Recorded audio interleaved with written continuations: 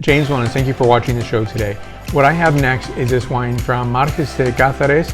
This is a 2017 Crianza Rioja wine. Stay tuned and I'll tell you more about this beautiful wine.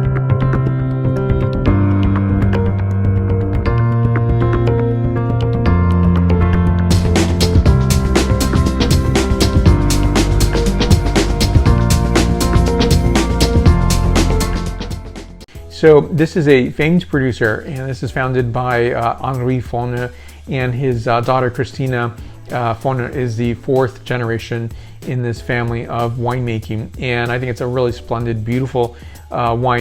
So the grapes are coming from Rioja Alta as well as Rioja Alavesa, and so this has more of an Atlantic influence than further to the east, and lower elevation is going to be what was known as Rioja Baja, which is now known as Rioja Oriental. So the beauty of the wine is expressed in this bottle very, very nicely and handsomely. Now, it's just nice to taste so many different producers' Crianza wines from the Rioja, because they're all going to characterize differently, as they should, right? Everybody has their own perspective and differences on how they make the wine. So let me show you the bottle label up close. 2017 vintage, and I just compare and contrast my old, 2007, review, and I'm just like, wow, that was a long time ago, 9 years ago to be precise. And so here's the back label. I'll read you a bit of the copy on the back. And so to me, I think it's really important when you look at labels today, because they're much more informative than they were 10 years ago.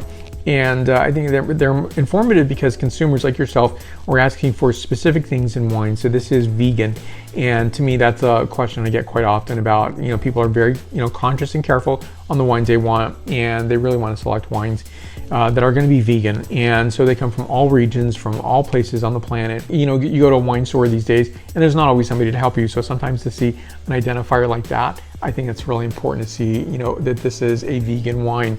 And so this is also for the non-vegan audience, such as myself. And yes, I do honor vegan cuisine on occasion, but not all the time. So that's just being transparent. The oak is really nice because it's not going to be overexpressed. On this, you get French and American oak, about 60% French, if I'm not mistaken, and 40% American oak.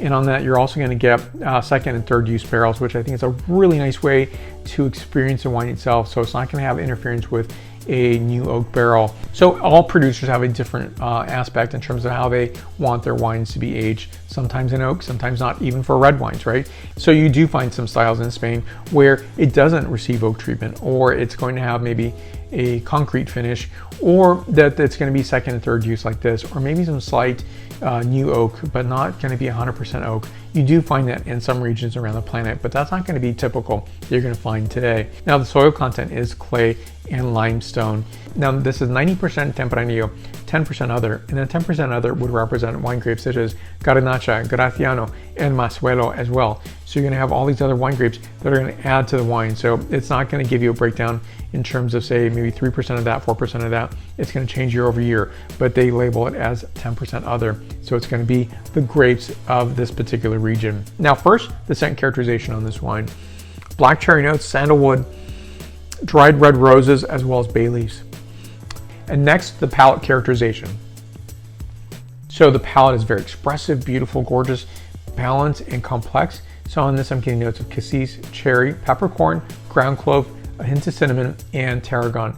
This wine is 93 points. So down below, you can list your questions and comments, give a like, also subscribe to this channel, and also more information on this producer. Now, you can also share this video. I'd appreciate that very much. And also, if you have other questions, you can also list them on the social medias that I'm on, that you're probably on as well, such as Facebook, Twitter, Instagram, LinkedIn, and WordPress.